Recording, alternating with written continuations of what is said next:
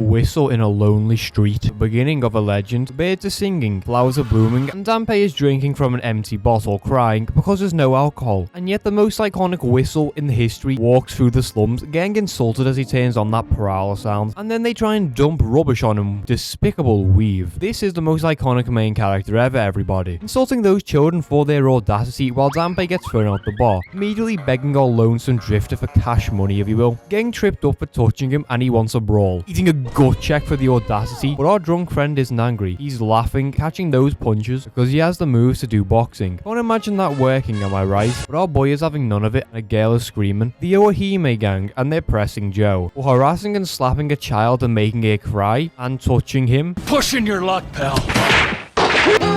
Left, right, dead. Combo demolishing the body, smashing the skull, murdering the cranium with a right. Look at these despicable moves, like a man possessed taking down the Yakuza like they're nothing, because this is him, the man of tomorrow, folding the Yakuza entirely aura farming. Well, you can't aura farm when you already have aura, guys. His name? Joe Yabuki. Joe laughing and mocking Seichi because he's the greatest rage baiter of all time. While Danpei realizes this kid is his shining diamond in the dark, because Danpei is following Joe who's getting kicked out of inns. As they have a slight heart-to-heart, he'll teach Joe how to box and make him all the money in the world. And even when he doesn't answer, Danpei gives him food and clothing. Because Danpei is a goat, giving up drinking for the dream of boxing. Joe brushing off Danpei, who was a previous boxer, because the Yakuza are here. Is that a chicken? Here for Joe, and he's ready, folding one with a right, getting into the rhythm, beating two other men, and taking them down with all street and technique, while Danpei coaches from a distance, while the Yakuza want Joe to join. The main man orders the London special. Listen to that laugh. That's a demon. Danpei firing a right-left combo because he can't let Joe die, diving over him to protect Joe while the Yakuza kick the literal life out of him. But he can't let go because Joe is his tomorrow. His tomorrow's Joe, if you will. And now prison, because apparently all the Yakuza got hospitalized by Joe. Thankfully he's out of the prison, and Joe has an idea. Recruiting the little children like a little gangster. With the first job, visiting the Yakuza, and oh my god, he looks like a psycho. He's here for cash money for Danpei's injuries, which is pretty fair, but big ears won't give him $1 million. And he wants Joe to be Kiryu. Bro got Goomba stomped while the children are waiting to signal every single 999 number. Joe getting his money and then he gets the police called anyway. What a troll. And then it turns out Joe is taxing the reparations he's giving Danpei. But unfortunately for Joe, Danpei literally don't give one about Joe's goals, nor his mentality. Skipping ahead and we're gambling like a real man. And he called himself the Tanji family, which made him sound like a Yakuza gang. And like most criminals, Joe is running every single scam available. And despite the exposure, people are still purchasing from him. And it also turns out he's scamming the Ohime gang's entire business, getting them pelted and battered. And Danpei gets killed again. It's not going well for our boy, but despite his crippling injuries, story of Danpei's boxing career. More specifically him as a coach calling his boxer a coward with no bitches on his dick, no survival of the fittest, no mentality, and now that boxer is gone, leaving Danpei with nothing. A boxer who couldn't make it, and a coach who couldn't make it either, who just gone to more and more debt, and yet, despite that fact, boxing lived within him. The venom, the power of Joe's punches taking inspiration. They're back and they're bigger than ever, and Joe is folding them, galloping away to the hills, while Danpei's battered corpse crawls to Joe. And the children carry him, and the Yakuza lay completely defeated in crumpled heap, and Joe is looking as perfect as ever. And Joe does want a box, as long as Danpei and him have payment, food, and a home, which is pretty fair for everything, you know? And oh my god, I know that angle. It's the next day, and it's boxing training. Joe is giving that punch bag the business, hitting a majestic dance, but also getting told how you actually throw a punch, through your hips. And Joe decimates the punching bag, hitting the mitts like a real pro, and then knocking Danpei out cold.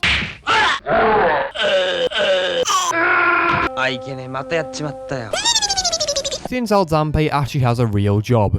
And it also turns out that Joe has a big plan, a master plan by Oasis, if you will. And that plan is basically only working with Danpei for food. While Danpei is envisioning Joe training, Joe is definitely doing something. He is harassing and taxing children from their money, because early Joe Yabuki is very, very unlikable. Well, that is for later. Next day, same routine. Danpei working hard, Joe slacking off, with a gift from Yoko Shiraki. A rather generous and kind-hearted woman, and the not-so-kind-hearted Joe has a devilish idea. And then Danpei realizes that Joe's slacking off. He's doing some devil tricks, and yet Danpei does believe in him. While we hear this,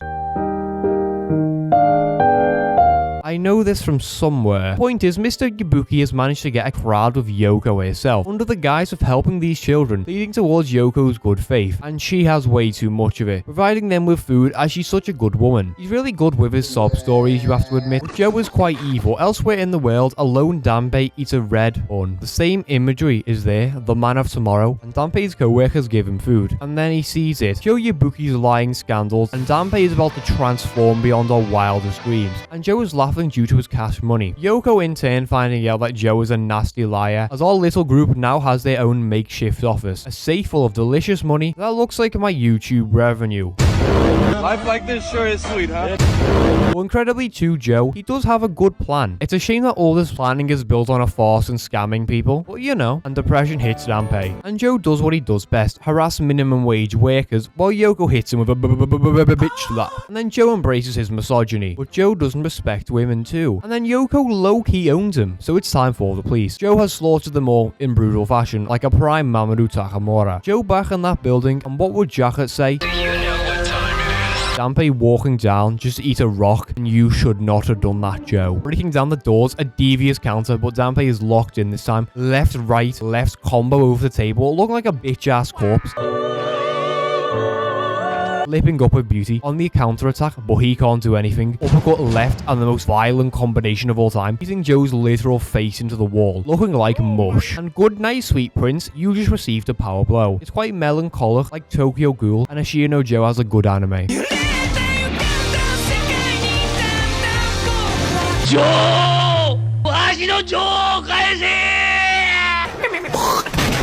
And Joe is still feeling the effects of that utter obliteration in a confined space. And yet the same guy who brutalized him wants to give Joe food. Danbei is a lovely boy as these children nearly go to war. The depression is high. Danbei feeds the little kids. Joe is a demon in all aspects, but despite the heartbreak, Danbei can feel the fire, the flames blossoming within Joe, asking Yoko, who once more shows how legendary she is, to pass food. And despite his horrid attitude, he ruins it. Like I said, Joe is not likable. You stink!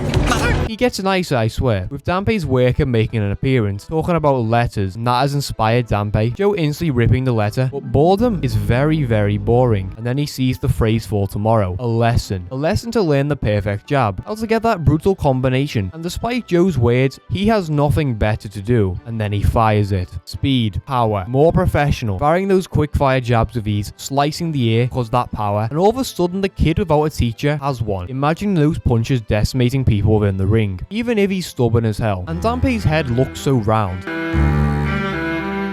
And they have our boy visiting a psychologist. Red? Blood. Parents? They don't exist. Love doesn't exist either. Kindness is kinda like Danbei. Point being, Joe is literally a psychopath, and he's going to juvenile classification. I wonder who he'll meet there. Everyone getting to meet Joe before he's gone, and then he ruins Danbei's life, dream, and passion, despite him wanting Joe to learn the right straight, because Joe is an asshole. And we're in the room, and all these men look disgusting, especially that big boy, getting Joe a pretzel. But what actually happens is Joe gets molested in 4K as they twist his bones like some sort of torture technique, leaping onto his lifeless corpse, because that's what normal people do with an introduction. And Danbei's drinking again because his dream is up in smoke. I mean, he is imagining Joe. Elsewhere, Joe is getting violated, but he's saved by the bell. No, but seriously, that was very vile. And everyone gets their meals, but the corpse has risen from his grave. And everyone knows when you take off your shirt, you're ready for a brawl. 1 dead, 2 dead, 3 dead, flying massive right launched away. And in a matter of seconds, everyone's dead. But the big boss man, the man with all the XP, is ready, firing as Joe hits a quick right, overpowering the man with significant ease onto the table. Jab coming into play and... Good night, sweet prince. And now Joe is the big boss man. And despite the depression Danbei has, Joe was shouting about the lesson. And all of a sudden that depression no longer exists. Rewriting lesson 2, now it's time for court. And Yoko doesn't have that much faith in Joe. But besides that, the trial of Joe Yabuki is ready. The iconic whistling ringing out. The same attitude and all the negative traits coming out at once, which is where we get the law. Joe doesn't have parents, getting a flashback sequence of him running away. His hat changing colour magically. And he looks like quite a munchkin on the train. And Joe's crimes are pretty bad. Then the judge says that Danbei did what he did out of kindness, and...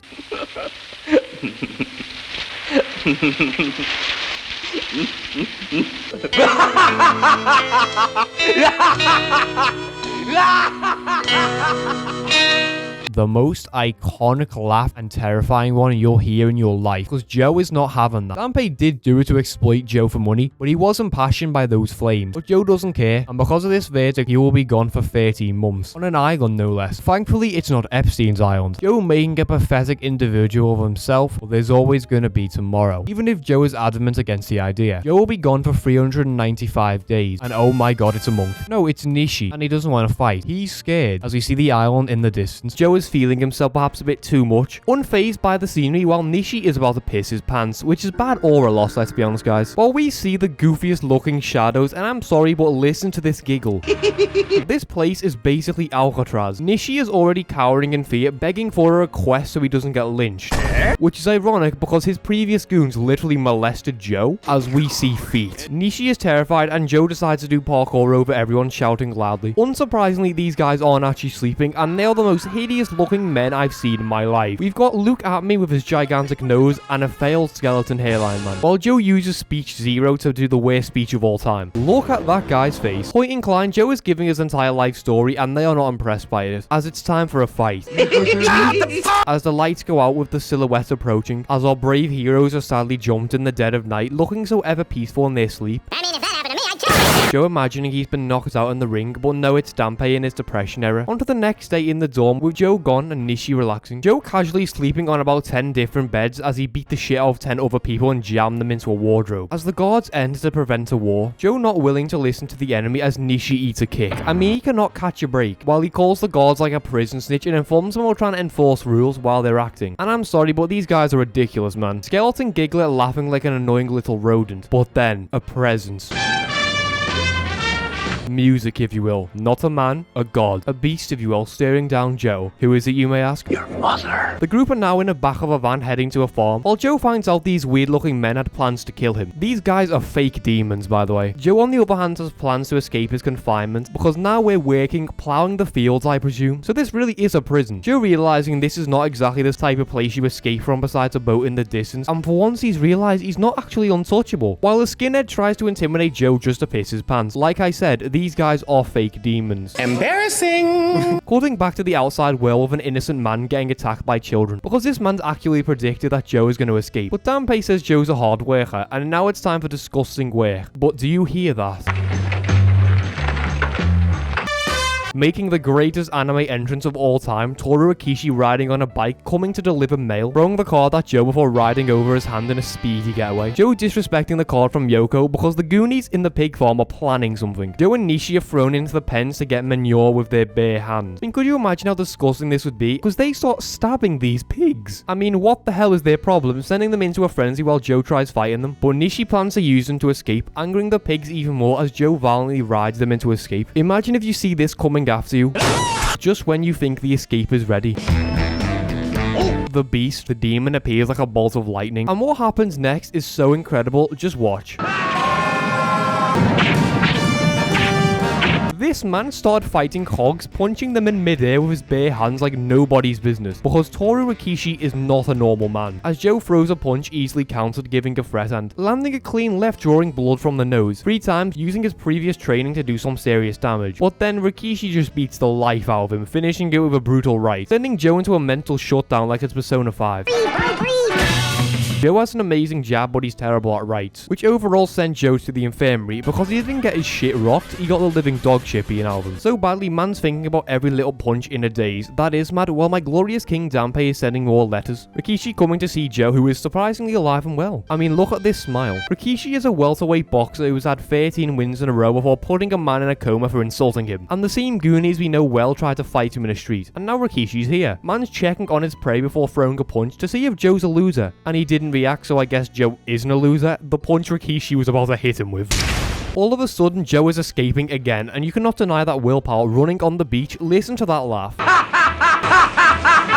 Rikishi is nonchalant as ever because he thinks Joe will come back, because Joe's pride will not let him abandon revenge. Remembering that loss trying to swim, because it actually is Alcatraz, but instead of drowning he lands on a rock with an old man. Realizing the notes the old man wanted to deliver are from his friends and family, asking about how Joe is, but then he gets lesson 2, a right straight. The same punch Rikishi mocked Joe for, he is now filled with determination like it's Undertale. Back in the real world, Danpei and the children show him that Joe is ready to box, and that has Danpei gassed. The man's never been so happy in his life. Back in the prison, these two guards are smoking when they hear ear cutting, or slicing if you will. And if you know, you know, which you do know because we're watching a boxing anime. Because Joe is just training, pulverizing his bed in solitary confinement. As everybody knows, the best way to train is being alone. I mean, he starts juggling his notes. Look at Danpei's face, man. He's salivating. Like when I see women in ZZZ, yes fucking please. And the men. For the love of God, take it off! And I'm sorry, but what in the clown college goofy ass attire is this? Why have these children put on outfits you'd see in Roblox? Why is Where's Waldo on the left? Skipping back to the prison with Nishi making a secret move, supplying Joe with food as he trains. Get yourself a boy like Nishi, honestly. You don't need anything in life as long as you've got a man like that. That's Chaza life lesson 0.1. Anyway, he sees Joe is working hard and has him in tears. All the while, the same old man that Joe met allowed the children and Danpei on the boat. Get yourself an old man like that. Joe's still remembering that PTRD, the post-traumatic Rikishi disorder, while knowing Rikishi won't go down to gentle jabs or whatever, as the legends are now on Alcatraz Island. Yoko entering via helicopter. Our friends can't get in, but there's a simple idea. The art of annoying people so badly, being so irritating, that they have to listen to us, because our boys start rage baiting hard until Danpei, well, he brings me to tears.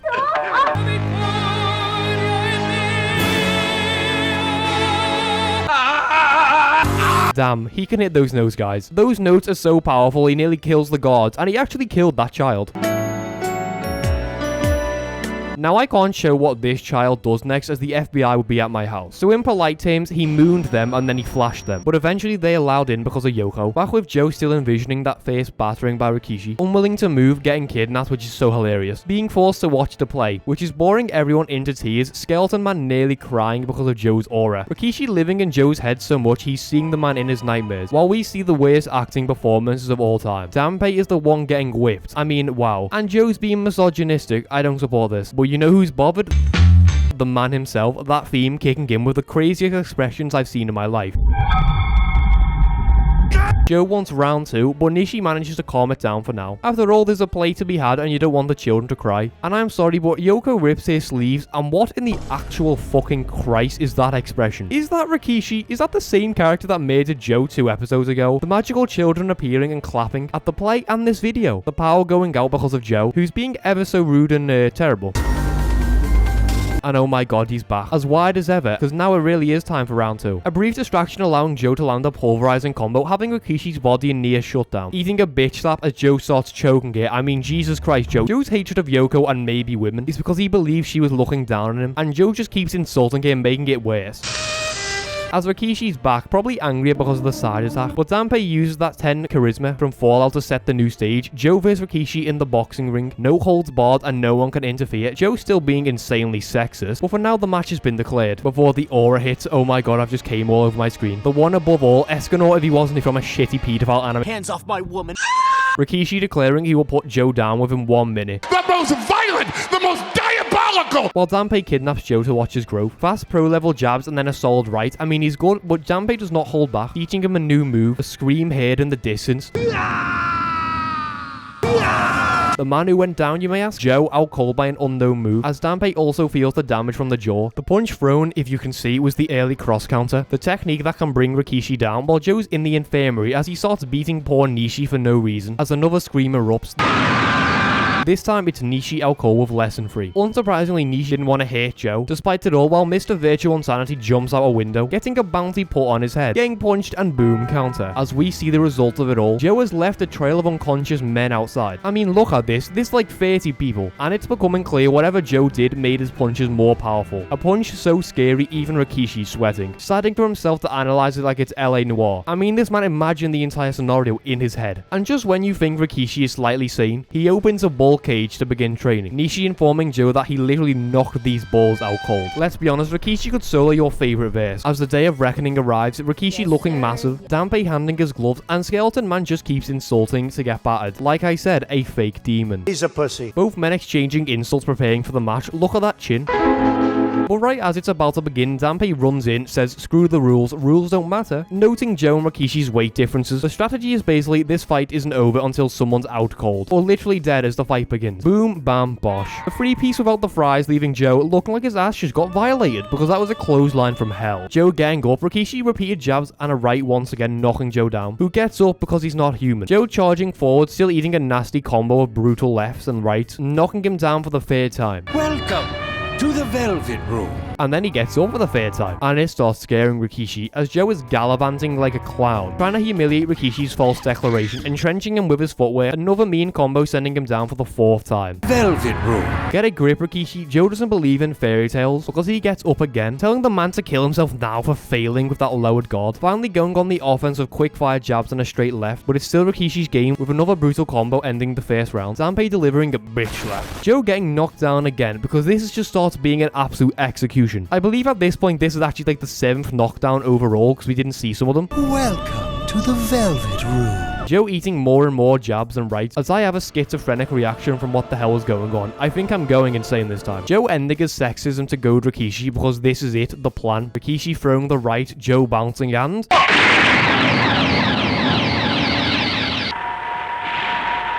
Welcome to the Velvet Room. Stop! Both men have landed the cross counter as they both drop down to the floor unconscious. The white mat lullaby. Oh my lord, because that has Danpei going bonkers and everyone cannot believe it. Danpei doing a more evil laugh than Sukuna.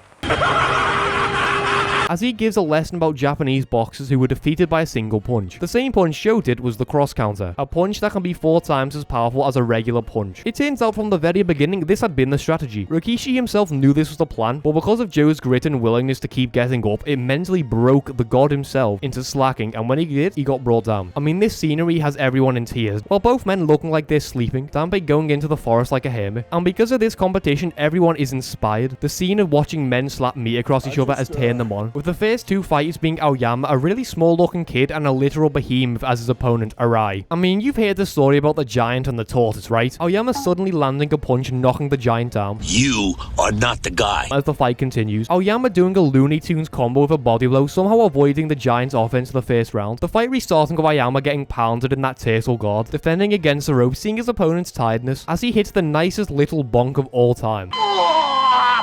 And then Arai, being the sore loser, tries to cheat, nearly getting hung in the ring for daring to do it. Aoyama is declared the victor, so good for him, while Rikishi wakes Joe up and pauses for a moment. Gay, what are you doing? Anyway, Rikishi accepts his loss. Everyone is in the prison working hard because now they have boxing classes. Even Joe is training significantly harder than most, especially since he needs to get that work in for the Rikishi rematch. Look at that dumbass face.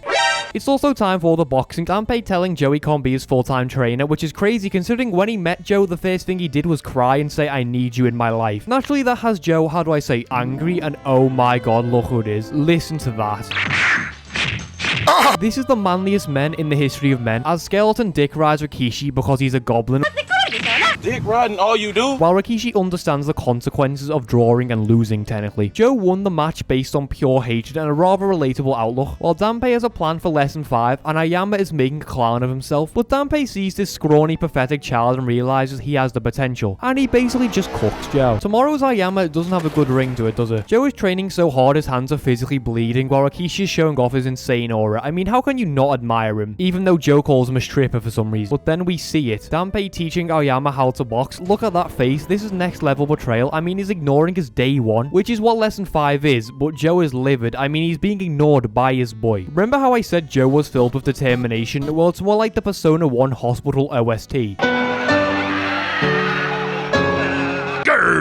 Joe about to fuck something up. It's now the next day and these guys are playing cards while Joe is depressed. Joe then cosplays Solid Snake and these guys are cosplaying like teenagers, and you can imagine this isn't going to end well, and you know what, just see.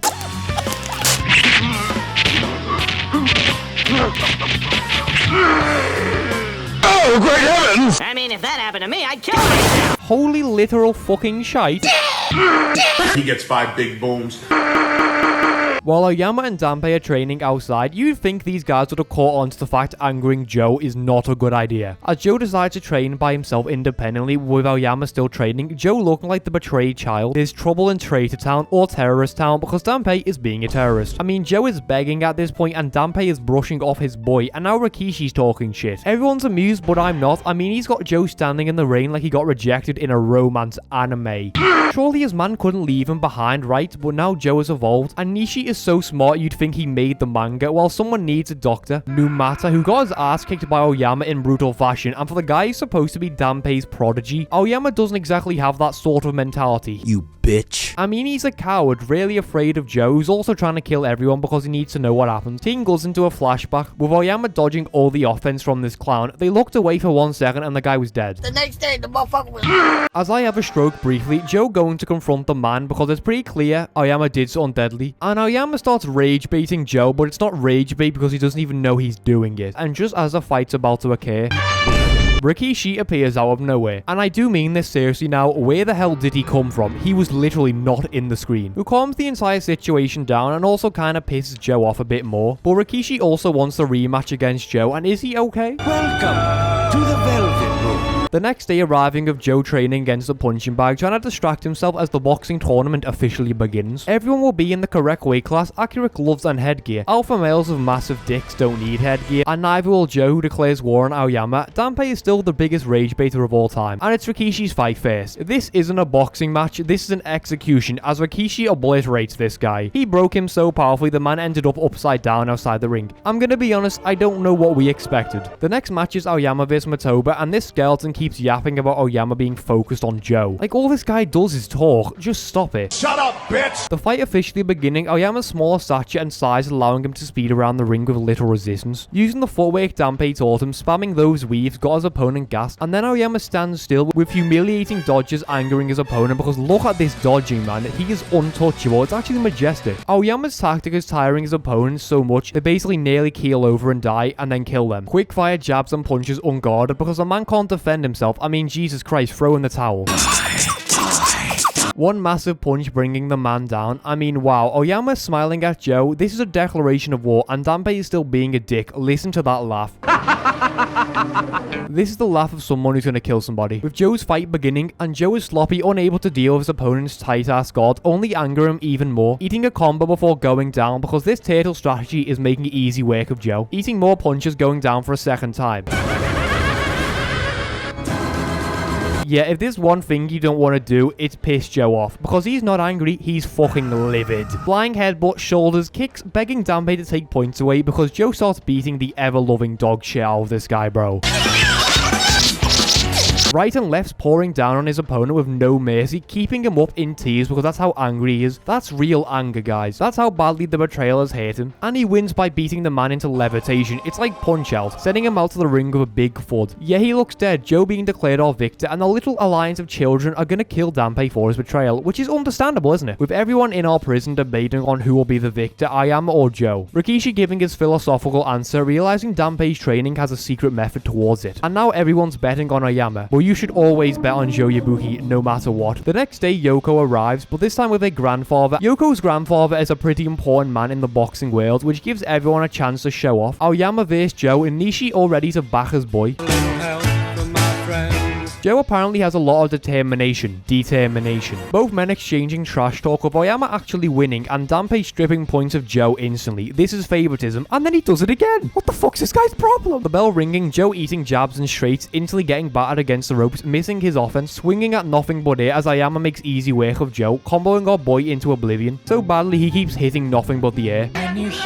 Slipping and getting punched mid-slip, which is declared a knockdown. Which technically was a slip as he hit Joe when he was falling, but Majima is being an asshole. He's cheating! Joe eating more punches in black and yellow domain expansions apparently. Eating more left and rights against the ropes, unable to defend it with an uppercut. Making Joe fuse in the ring. I'm sorry here. I'm sorry, let's pause for a moment. This isn't me, right? Is he in the fucking ground? Falling down like a salad through a windshield. Joe realizing he must follow the basics of the lessons of tomorrow. Throwing his punches, Aoyama dodges. Still running away like the little coward he is, giving Joe an abundance of punches to the face. Joe still unable to do anything against Aoyama. In a heartbreaking display, the domain expansion hit fighting again like the multiverse of power, for God's sake. Joe goes down again, envisioning in his mind Danpei abandoning him, Rikishi turning his back on him.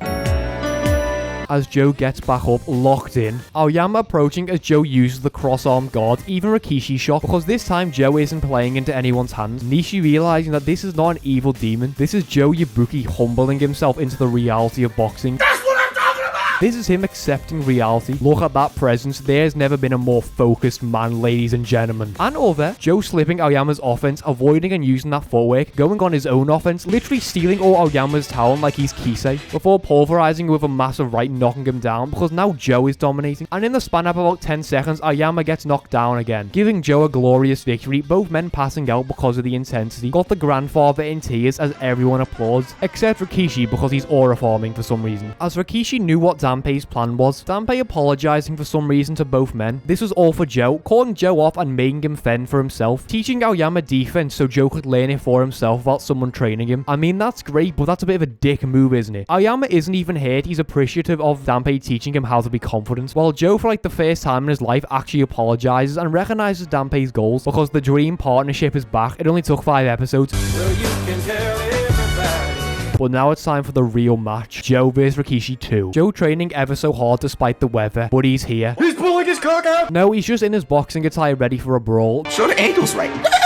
Rikishi wants to fight today due to something happening soon, and Joe is going to take that, blindsiding Rikishi with a combo, knocking the guard down. Rikishi telling Joe to finish this in the ring while the inmates are rioting for an unknown reason, doing it on purpose so they can fight, which is actually really awesome, isn't it? Both men setting up the ring. This boxing match will be knockout only, no holds barred. Rikishi intentionally pissing Joe off while one prison guard informs everyone else. Giving back to the fight, Rikishi battering Joe bloody with both men exchanging punches against each other. Joe battering the man with rights and body blows, using all his training to take advantage of the caught off guard man. Joe getting distracted enough to eat a big right before a combo with an uppercut knocking Joe down. As Rikishi is going to leave in 3 days, Joe punching with another right and then another, bringing Rikishi down with a knockdown, but Danpei manages to stop it, saying they should fight in the professional boxing ring. And you may be wondering how Joe could do that much damage. Well, he was cheating. He had rocks in his gloves. Which is cheating, let's be honest, but you know, if you have to win, you have to win. As our bromance continues, or more like a fatherhood running into tomorrow. And look at that drip. It's officially Rikishi's final day in our prison. A sad day because he's leaving, but a glorious day because he's going to continue his boxing career. Everyone's glazing, and honestly, I don't blame them. This is just like the most manly guy ever. Rikishi giving his speech, a declaration that he will work hard to not let anyone down and achieve his destiny. Joe opting for his own goodbye, trying to fight him. Look at that expression.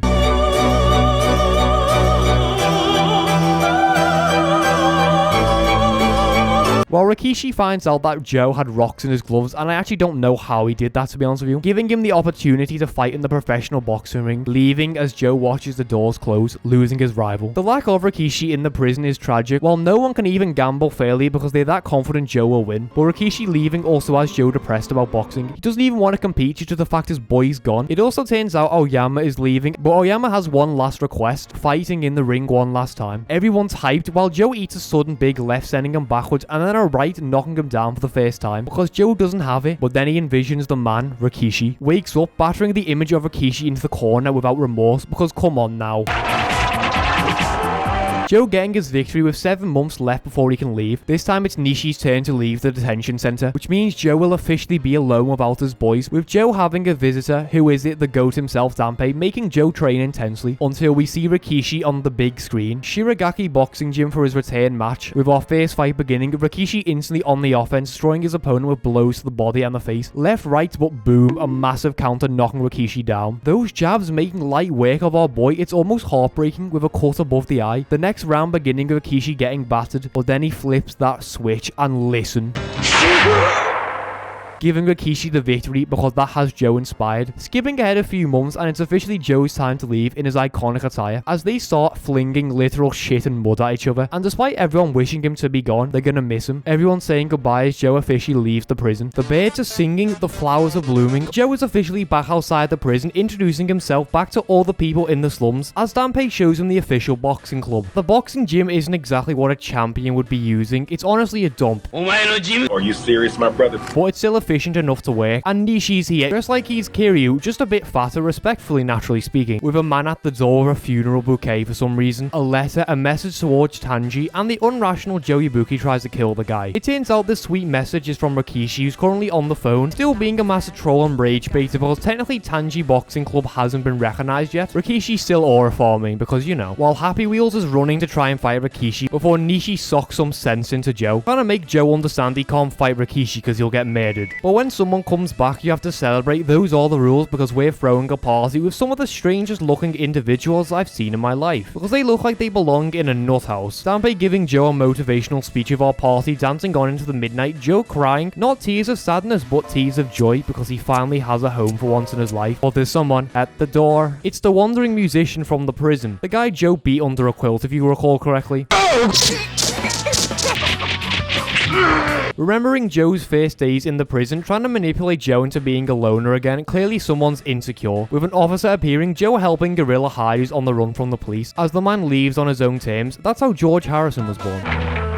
Earthquake, you may think? No, it's just Nishi using jump rope so powerfully the actual earth is shaking. I mean, Jesus Christ, calm down. Joe getting more drip, waking up for the training, jogger behind Danbei in a bike like it's Punch-Out. Despite the simple training, it's being used to improve stamina and overall muscle strength in the legs. Am I right, ladies? No. Getting a nice breather for about 10 seconds until Joe finds out they have to train more. Danbei is heading to the Japanese Boxing Association to get their gym officially licensed, allowing them to become professional boxers, with Nishi being the one to train Joe, shaking the earth like a demon. And 1 second later, Nishi is dragging Joe towards the market, being introduced to Nariko and a guy who starts touching him for some reason. In prison? This is Nishi's boss, and since they're not professional boxers, this is where they're going to be working part-time. You can imagine Joe's personality will not work with this. Because while working and assisting everyone, Joe is getting pressured with too much shouting and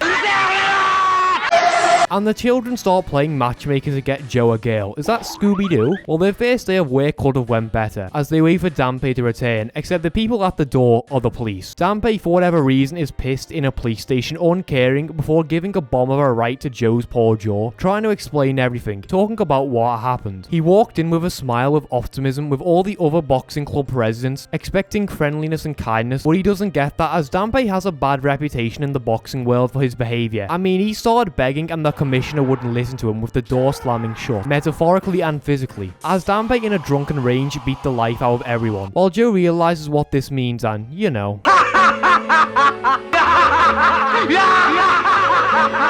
It's safe to say that tragedy has broken Joe mentally, with the pair coming to give Danbei food, but he's been released by Yoko, who is once again Joe's savior, because that's all she does. But despite our heartbreak, Danbei has a new lease, because Yoko's grandfather, the Deltarune Big Jaw himself, wants to have a conversation, and Joe does a disappearing act, entering the training room to find Rikishi. There is no alpha male in sight, however, but he does what he does best, rage baiting a guy into a fight, and just when it's about to happen, a savior occurs. Joe, despite being a complete asshat, is forgiven, because Santa Claus is a nice man.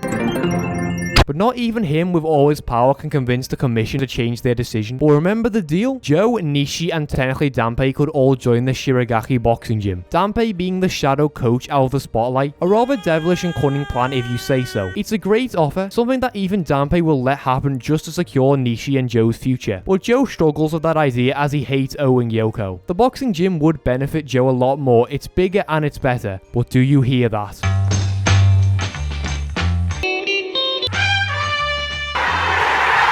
Oh my god, he's got better. Jesus Christ, how does Rikishi do it, man? He looks like a model. Entering the room and talking, being told that Joe was asked to join the gym, as Grandpa gives Joe's answer for him for some reason. That's impossible! Skipping into Rikishi going a spar, and Joe rejects the offer, which was obvious from the beginning, as if Joe joins this gym, he's unable to fight Rikishi, declaring they will meet in the ring somehow, Rikishi rage baiting as per usual, and it's fight time. Danbei giving Joe a two-piece, knocking him over the couch, warning him of Rikishi's growth, and those insults have started a war because Joe batters Danbei with a mega combo.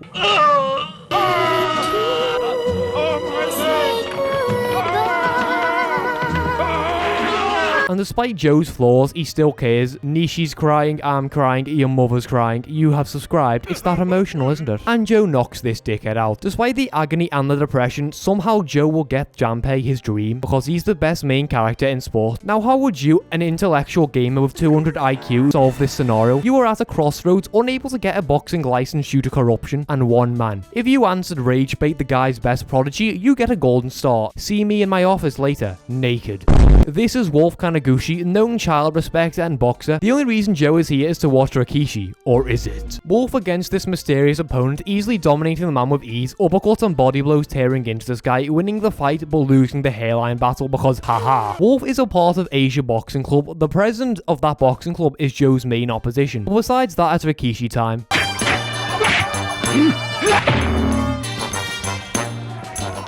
It's no longer Rikishi time. This is over. With a KO in the first 54 seconds, naturally getting praise, and oh my god, it's the terrorist himself, the one responsible for making Joe suffer. But we hear in news, a fan wants Wolf's autograph. It's Joe obviously doing his best to troll Wolf, insulting his writing, his hairline, and maybe his balls before stepping on the autograph. Do you understand the plan? Rage bait so powerful, saying Wolf is nothing like Rikishi, and Wolf falls for it. And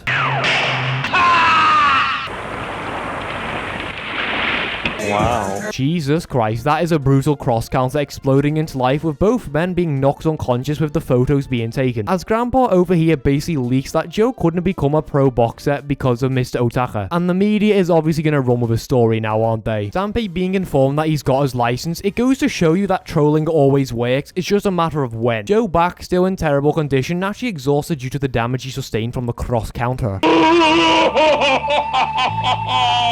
That's a goofy ass cry. Joe, despite his damage, is still training, being banned until he actually recovers, delivering something for Noriko, riding on a bike. Listen to this voice.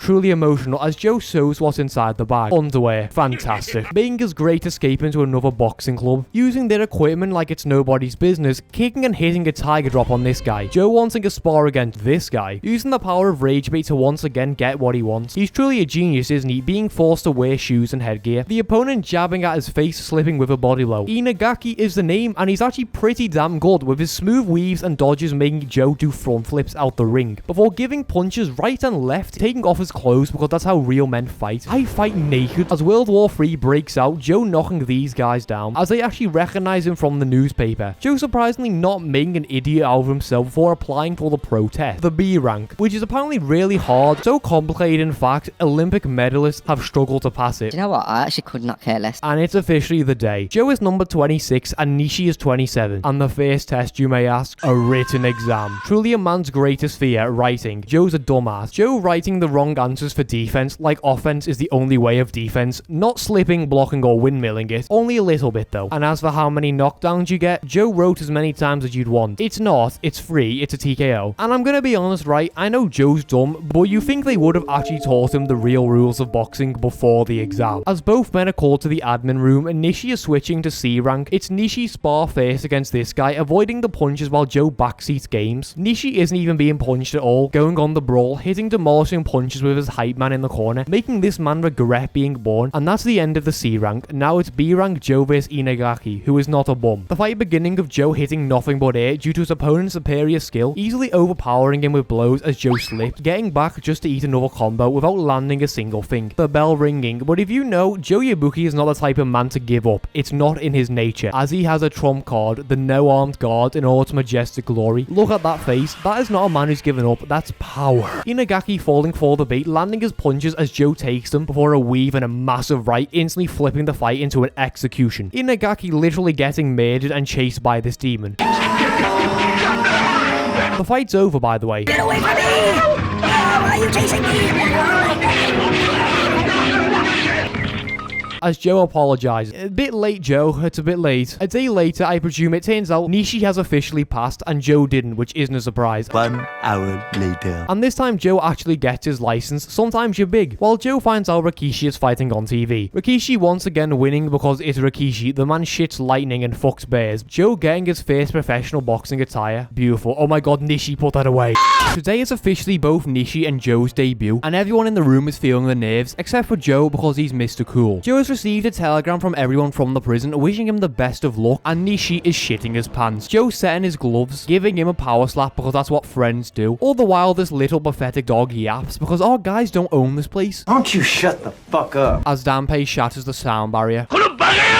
Nishi and Danpei heading out with Joe doing his classic rage baiting in the green room, and we're not showing the fight sadly, but Nishi loses by TKO in devastating fashion. You'd both be real sorry if I killed myself, wouldn't you? Huh? But there's no time to be sad as it's Joe's match next. Walking into the ring for our debut of our resident demon. Look at the focus, the determination, the sheer drive, the power, the hunger to devour. Danpei giving his thanks, the bright light shining even more brighter than usual, digging in our heels for this fight. It's a 6-round fight against Takayo Murase. We don't care about him or his really big lips. The crowd, however, do care about Joe. They're ecstatic for his debut. Everyone in the crowd, including Rikishi, Wolf, and others. Joe doing a majestic dance in the ring, and the bell ringing, Murase charging, launching Joe back, taking advantage of Joe's shock, beating him into the corner and all around the ring. Angry at Joe's taunting as Joe eats a big right-left combination, getting overpowered into the corner with a flurry, battering him all over the place. Rikishi doesn't even give a shit, by the way, as Joe drops his guard, eating another big right, getting murdered against the ropes.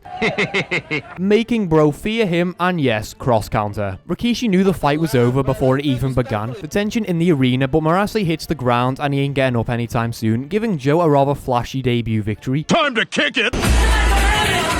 Wolf shitting his pants because he's a little bitch. While everyone is happily celebrating, a man appears, a homeless dentist who starts looking at Joe's entire body with an inspection and then he just leaves. What the hell was that? I too explore men's body and leave. Nariko walking into the room with flowers, but then Yoko gives Joe flowers too. Nariko's flowers are more special in a way, and then Joe makes her cry. Oh Joe, you are not one with the women, are you? As he gets punished greatly. The same mystery man is role-playing in Minecraft, somehow building an entire shack in the span of a few minutes, showcasing his rawness, labeling it as a clinic. Because this guy is raw, Dr. Man walks into the gym as if he owns it, and then just says, I'm the doctor now, and Danpei's like, Well, ooh-la-dee-da, Mr. Frenchman. sure, I guess. So basically, guys, what this means is if you walk into anyone's house, you can take it. Joe is incapable of understanding while Nariko is so hurt. As a man's main weakness arrives, the battle of food. Nariko's mother is hit, and Joe's been fired. At least he tried to make it work. You're fired! Nariko goes missing and the doctor has a drink of Danpei. Nariko ran away in defense of Joe, showing just how good she is, with our favorite drinking buddies downing horse piss. Possibly, they don't say, as they bond over Joe's nature and moronicness about women. Nariko being found relaxing with the little posse, and Joe using all that charisma, the intelligence, the speech 100 like it's Fallout New Vegas, without even realizing it's a drop game. Now that is what I call game. While these children are holding a musician hostage, the next day shows Rikishi's insane jaw, uncaring about his next opponent, because he only has one real opponent. As Joe dispatches this random guy, giving another KO victory, which means it's 3 wins. We didn't see the second one, I suppose. Joe is so important that no one actually gives a shit about the main event. That is next level aura. Jesus Christ, can he stop looking so immaculate with those gloves? And Joe's getting married. No, he's just faking it to get free stuff. A free rice cooker to be smarter. Now you may be wondering how Joe paid for this. He didn't. I'll steal it! No one will ever know! We're broke. And oh my god, it's the debt collector. No, it's an innocent child wanting to be like Joe, who has to pay 100,000 yen. Joe and Nishi doing goofy squats.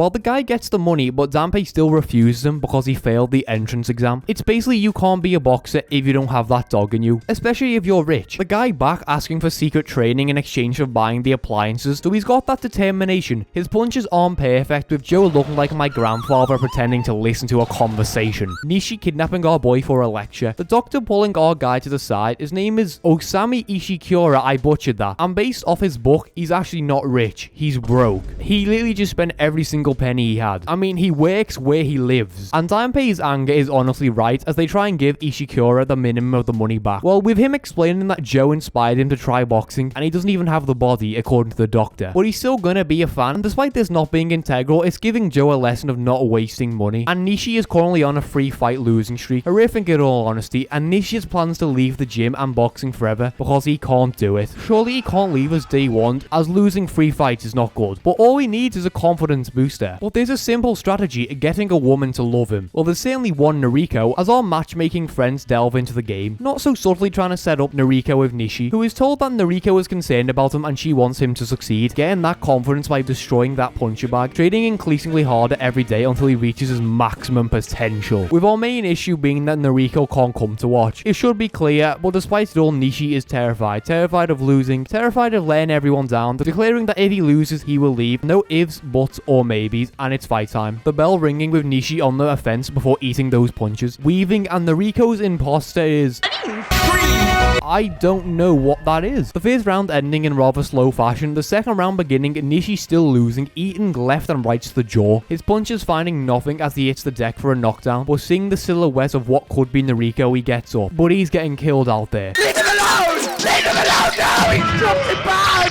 No! Falling down for what could be the final time. Is this it? Is our glorious King Nishi gonna go down 0 for 4 in failure? Joe's tears flowing, but Nishi sees those tears, and if I know one thing, if your boys are crying for you, you have to let them know. Nishi rising to his feet, lunging forward, bang. A massive punch obliterating his opponent, giving our boy his first victory while Nariko appears and gives the flowers. Just look at this bromance, guys. It's truly emotional. Meanwhile, elsewhere, Wolf is scared shitless of fighting Joe, having nightmares thinking about other men when he's in his bed. I mean, Joe's aura is so powerful, he's having cold showers in clothing. And even when he's training the cross counter, it's living in his head rent-free. But President Osaka has a strategy, of course. His hairline is crazy, by the way. I mean, Christ almighty. As he executes this guy, that uppercut was smooth as hell. Joe remaining unfazed while Wolf and President Osaka come up to him to declare a major event. Wolf trying not to laugh. Look at those sexy eyes. Because Wolf and Joe are set to have a match, and despite Dampe not wanting it, Joe starts screaming at the top of his lungs. All the while, in the middle of actual nowhere, Rikishi is jogging, talking about himself in third person. Wolf undergoing a secret training program by locking all sun and eyesight out of the building, because everyone else realizes it's related to the cross counter. Meanwhile, Joe's tiny group of weird looking children brutally attack a bunch of reporters and steal their money. As they are heading to Asia Boxing Club to Metal Gear Solid their way into watching Wolf's training. And honestly, I can't imagine this going wrong. Foreshadowing. Somehow sneaking past the guards as we see this poor guy getting his face broken.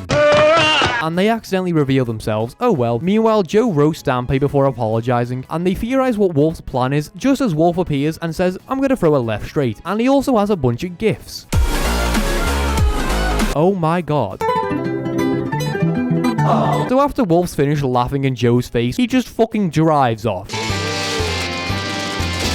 As Joe also has secret training, everyone on Joe's side being bruised for an unknown reason, and the children are still injured in the stands. But the sexiest man in fiction, Rikishi, is there with his insane jawline as our fight officially begins, both men slowly coming towards each other. Joe using a guard to completely stun Wolf as they stare each other down. Bro just shat his pants. The crowd getting annoyed as Wolf lunges in with punches, hitting the molecules as Joe pieces him up with a brutal combo, making his face do the YMCA, Joe dominating our first round. I mean, that was not an Asia Boxing Club's bingo card for sure, was it? Mentality is important for a boxer, and Wolf is a pussy, basically, guys. Our second round beginning, Wolf's massive swings hitting nothing as Joe hits him with those pieces, leaving him in backshot position.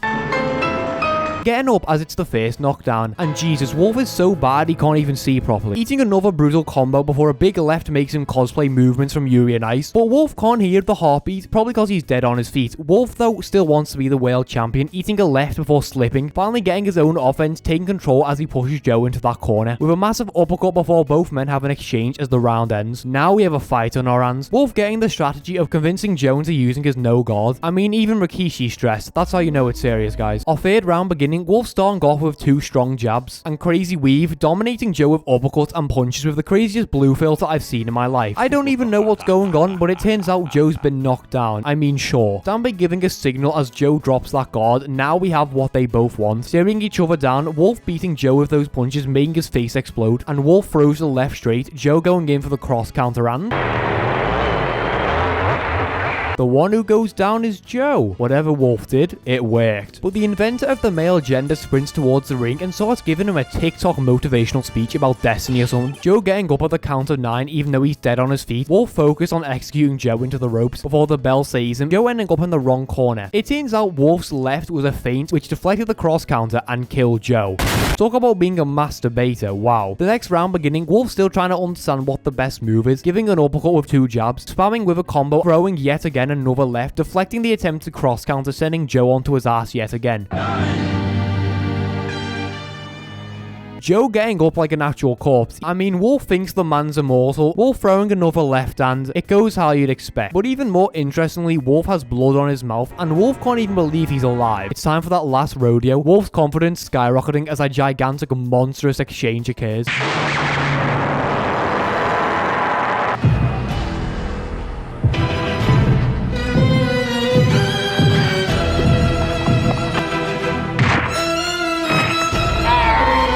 The referee instantly calling the fight, giving him a victory in the 4th round. The triple cross counter. Wolf deflected the original cross counter and then cross countered the existing cross counter into another cross counter that Joe then deflected that was 12 times the power of a regular punch. So basically he just killed Wolf. Rikishi inspired by Joe's extreme aura as they exchange a beautiful handshake. I love when friends stay friends. Joe's situation has improved as he's cosplaying as Majima. It's been 6 days, all the while a letter is sent to the boys about an event occurring on the 31st, both men heading to Dampe. This is a letter from a hot springs, like Persona.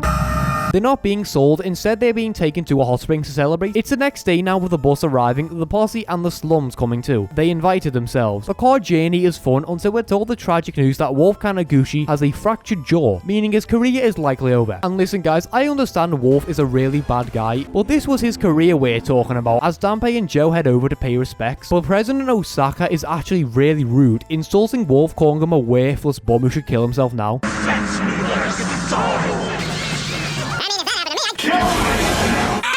Food flying like the Battle of Hoover Dam in New Vegas, trying to run him over as he's punished for having the gall, the goddamn audacity to talk that much shit. And despite Wolf being a terrible man, Joe still regrets it. Because Joe is a good human as they arrive at the hot springs. There is no heterosexual explanation for this. That's gay! Now I can't show basically any of this scenery as pretty much everyone's naked. Oh look, they're playing in the snow. Meanwhile, And oh my god, it's him, training harder in the dead of night. And it's officially New Year with our hilarious friends running. Wait, does that say dragon? Like a dragon? And Sachi, the female child, is Joe getting kidnapped by Nariko, while their parents realize that Nishi has that dog in him, and he should be with Nariko. Joe finding a newspaper and seeing him and Rikishi are both featured following his match against Wolf. Rikishi's name is so powerful, it causes his theme to play.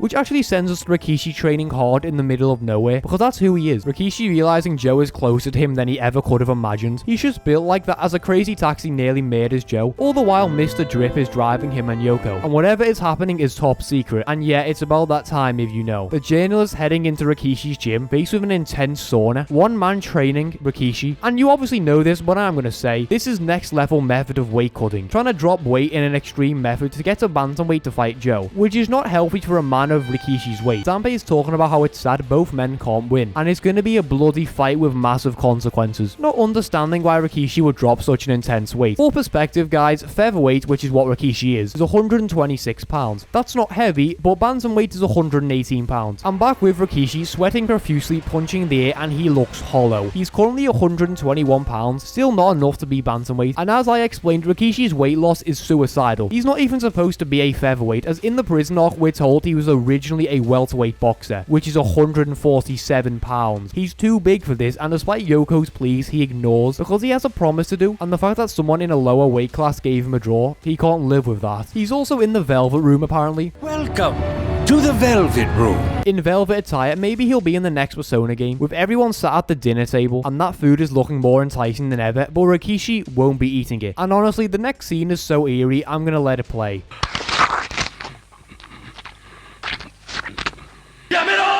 Never has a man eating an apple been so disturbing. This is going to be Rikishi's only food, and you know, that's not good. Rikishi preparing to head back to the gym, which will be his new home, and despite all the begging and concerns, he opts in that ride, telling the men to lock him inside the basement, the most manly promise. Yoko arriving with a massive lock on the door, trapping him inside and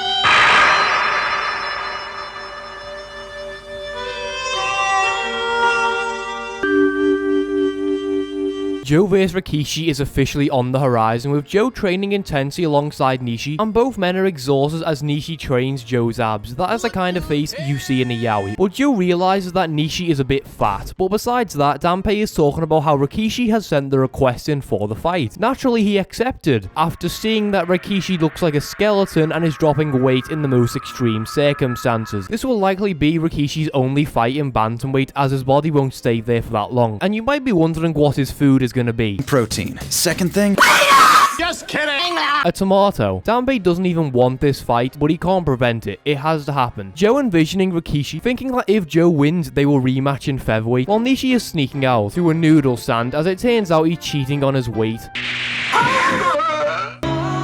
Next time, eat a salad. Fat bastard. With a skip ahead for a Rikishi fight, literally stumbling because of the weakness, but oh my god, he's so cool. This fight is intended to be Rikishi's test match against Joe. Oh my god, is that the purple guy? Purple guy! Rikishi undressing and he's skinny, a far cry from the original muscular and hench shell. Doing all this just so he can fight Joe. Bell ringing, Rikishi visibly slower, eating a combo nearly instantly, launching him backwards as a strong man is taken in an assault, being easily dismantled by an opponent who everyone thought would be food. Even his uppercuts look weak. The first round ending with Joe being calmed down before he does anything he regrets. Fuck you! The second round beginning, Rikishi still being dominated before a massive signature uppercut knocks that guy down. Dickhead! Getting up as he pounds Rikishi.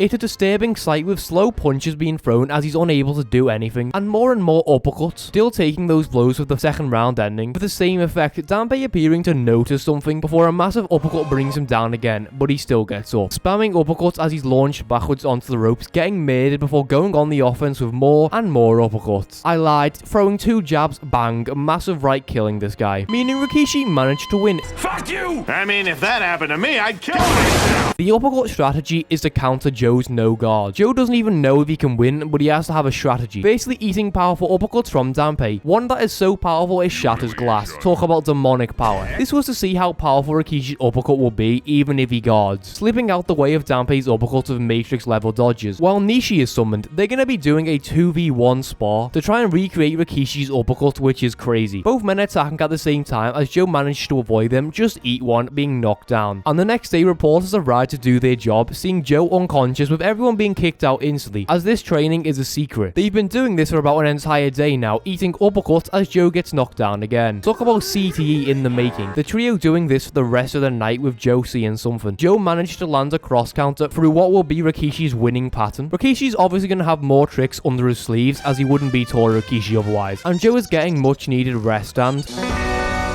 It's a harrowing sight. Rikishi thinking about water, the man who made a wager on death, or the man who bet on death. That is one of the most badass nicknames you'll ever hear. The reporters appearing, believing Rikishi is doing secret training. He's not secretly training, he looks like a skeleton. With a personal doctor monitoring Rikishi's stats, envisioning Joe's funny little face. Talk about having your mind set on someone. The bell ringing to signal Rikishi's break from the training. The doctor admitting the training cannot continue due to the fact his body is giving out. Rikishi had 2 more rounds of training left, but his body cannot handle it. Oh my actual lord. It's nighttime and each little sound is getting to Rikishi as Yoko takes him outside for much needed fresh air, taking him to the beach, which was not the smartest move considering he's starving himself from food and water, while Yoko has some fun. Rikishi trying to avoid all the sounds, and when he's back in the room, it's getting to him. The lack of water, the sounds of the waves crashing against the shore. Oh my god, begging for water as he literally breaks out his room screaming that he's done with weight cutting, done with the water loss, his hands bleeding while all the taps are locked, but then the Buddha appears. No, it's Yoko, holding a glass of that nice, delicious, warm water. What his body needs. If Rikishi drinks it, it will be all over. He has nothing to prove. He's a monster in boxing, a man idolized and respected. This water won't even invalidate his weight loss.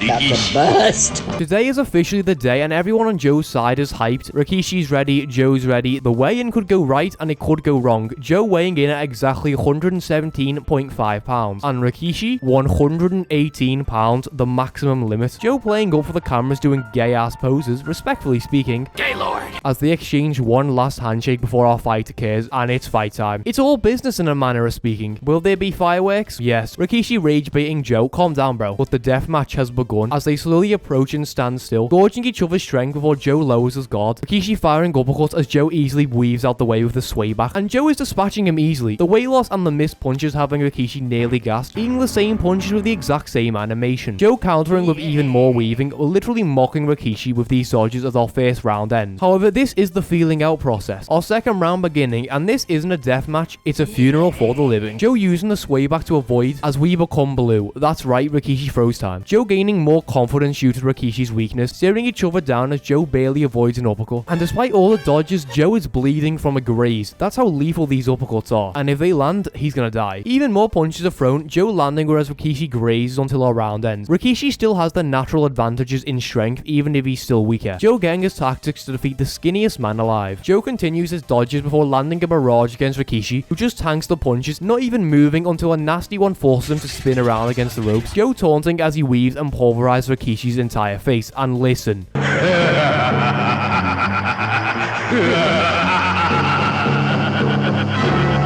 Joe pounding the man and he isn't even moving. He's a beast. As Rikishi finally gets his own counterattack. Left, right, easily dominating Joe, taking control of the match as they keep exchanging over and over again. Joe barely avoiding his decapitation because it's actually Rikishi time. Taunting Joe before landing a counter, and Joe gets up obviously.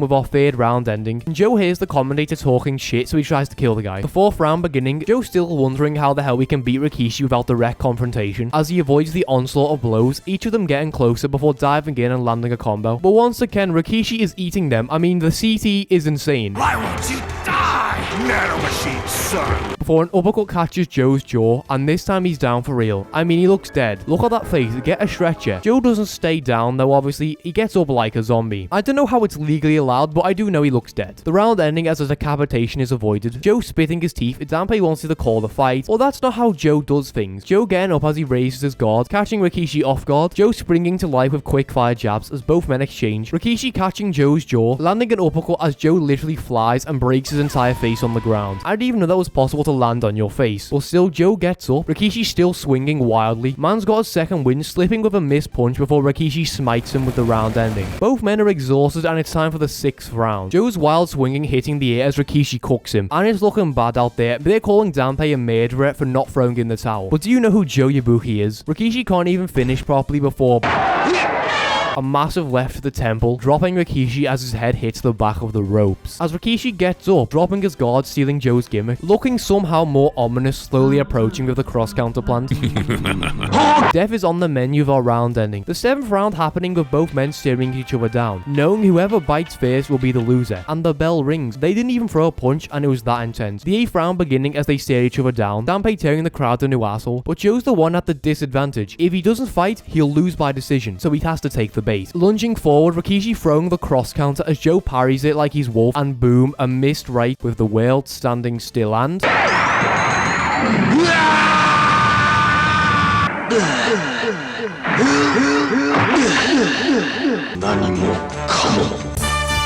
giving Rikishi the victory and Joe his first professional boxing loss. While Rikishi's vision lingers for some reason, Joe getting up to offer his hand in a sign of respect and...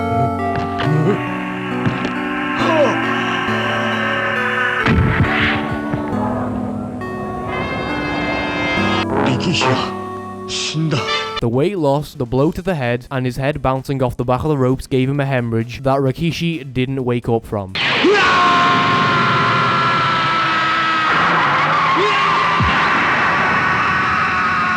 Everyone arriving to see Rikishi's lifeless corpse, the towel on his face, Joe getting a look at his former foe, turn friend, turn rival, dead with a smile on his face. A funeral held for an icon, but that death hits Joe hard as he runs away from everything. So, I thank you all, and